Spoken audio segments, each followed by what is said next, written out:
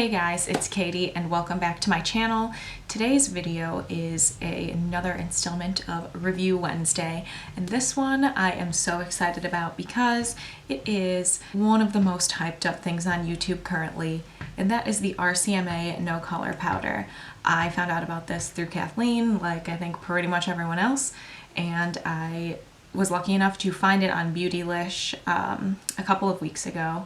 And it wasn't sold out, so I was like, you know what, I'm just going to try it because it was $12, so like you couldn't not, and I was in the market for a new powder. So this video is going to be set up in a very specific way. I'm starting with my thoughts on the product, what I like about it, what I don't like about it, and then I'm moving into the demo. I will list the times in the description box below if you don't want to sit through, you know, me talking. And then I will move into kind of a check-in so you can see what it looks like after some hours on my face. But before I get into my thoughts, I just wanted to point out kind of how I am going about doing this review and demo. My face is actually two different foundations and two different primers. The concealer is the same on both sides, but the foundations are different just because I wanted to show how it works on two completely different formulas. So on this half of my face, I have the Makeup Forever Ultra HD foundation with the NYX Angel Veil primer. And then on this half of my face, I have the Bare Minerals Blemish Remedy foundation with the mattifying prep gel from the same line. So just so you know, if there's any difference in the camera, that is why it is two different foundations, because I wanted to show how it works for both. And now I will get into my thoughts. So my thoughts on this product are, it is definitely a great powder. I mean, you can't really argue that. I didn't expect it to be a bad powder. I set my entire face with it, and I have been for a while. The first thing that I like about it is that there is no color. When you first put it on, it kind of looks like it's gonna leave a white cast, but then once it's kind of like buffed in, or you use a beauty blender like I do and you blend it in, there is no powder like white cast left. The white cast also does not appear in flash photography. I'll insert a picture where I'm using this powder with a flash right here. So yeah, there is no flashback, which is great because that is what it claims. I love that it comes in this huge bottle. Like, you get so much. And so I know baking is a thing right now if you're into baking, which I'm not, but if you are, this will help you in that because you won't run out so fast. The second thing I like about this is that it tends to keep my face pretty matte throughout the day. Not like matte, but like a satin finish. The oils don't seem to break through this as much as they do on a lot of other powders that I use. So I really enjoy that. You'll see in the video when I check in for proof and backup of that, but it definitely kind of keeps my face a little more matte throughout the day. I do sometimes still have to touch up or blot, but it's nothing major and it doesn't slide around. And the third thing that I love is that it does not look like you're wearing powder. Like, it really just, even if you get up close, you don't get that, like, sometimes, you know, your face looks so good, you're like, oh my god, my foundation looks great, and then you put your powder on and it's like, I'm wearing powder. This does not do that. So if you have dry skin, I would definitely recommend this. If you have oily skin, it works. It's not going to slide right off your face, at least in terms of my skin. Okay, and then just getting into kind of the hype situation. Do I think that this is like a miracle be all, end all be all, however that goes, powder? No, I don't. I haven't tried a ton of powders, so I can't compare it to certain other ones, but I wouldn't say that there's no other powder that works like this, because I am assuming that there are. I have other powders that I like for different reasons. I love the NYX Under Eye HD setting powder because of the color that it kind of brightens up, and I like my Maybelline Matte and Poreless powder because I think that it smooths over pores better than this one.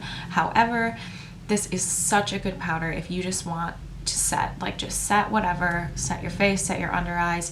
It is versatile and it will work great for that reason. It's also, I mean, $12 for 3 ounces, so just that price point alone is kind of makes it worth it to me. But I wouldn't say that you need to like run out and like get this and this is the only powder you're ever going to need. At least in my opinion, it's not. You can find something else.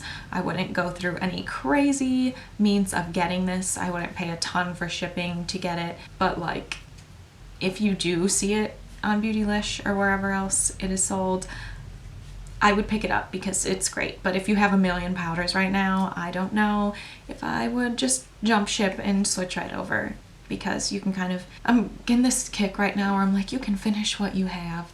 But this is great though, because now I'm not going to need to buy powder for like probably a year, more than a year. This is like forever.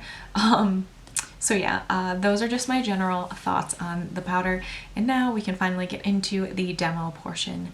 So here we go. All right, so I'm just going to split my face into halves, and I guess the right side of my face is going to be the Angel Veil and my Makeup Forever foundation, and then the left half of my face will be the Bare Minerals Blemish Remedy foundation and prep gel, and then I'm just going to use the same concealer on both sides, mostly because I don't have another concealer that matches that color, so I'll look like a weirdo. And now the reason that I'm even doing it this way is just because they're very different. Like all of these are very different formulas, so I kind of wanted to see, like, I wanted to see in a side-by-side comparison how it applies, because I've used it with both of these foundations separately already, but it's kind of hard to make that comparison when you can't actually see both results on. But I will say right away that I do not like how this looks over matte foundations. Here's the prep gel. I'm totally accidentally using like an entire face worth on one side, so whoopsie. This smells like Betafix. If you have a fish and you've ever used Betafix, you would know. I hope this is zoomed in enough that you can get like a good idea, but I didn't want to zoom in like so much and like completely cut off my mouth, because that happens sometimes. So I'm just going to take Makeup Forever. I'm probably going to look like a total freak because these are two so different formulas of foundation, obviously. But for science, I'm just going to cover up the redness a little more. I'm sorry if including the foundation on these, this review is tedious or like boring, but I think it's important because like when you're testing a primer, like you need the foundation. You can't just skip over that. And now for the part that's going to take 8 years, because mineral foundation and me just... I like this, I do. I just, I'm so lazy with mineral foundations. But the good thing is they're both very skin-like, so I don't think that the difference is going to be that huge. Just this one is a little more matte, the other one is a little more dewy. Now I am going to go ahead and conceal, and then I will be back to test the RCMA powder. I forgot. I'm going to add my cream bronzer, oh my god, cream bronzer to my face, because this claims to be a no color powder, so it should not then alter anything beneath it. And this is a great way to test that out. All right, now it is time. So I'm gonna leave you zoomed in for this. It comes in, we all know what it comes in by now. I just do the thing where you dump some into the cap like while it's closed, because otherwise it will just go everywhere, honestly. And I always just use the Beauty Blender. I get some on there and I just pack it under the eyes.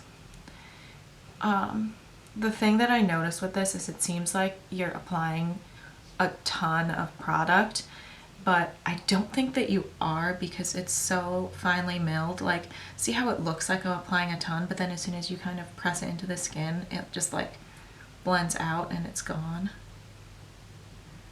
And it's like there, but you can't like see it.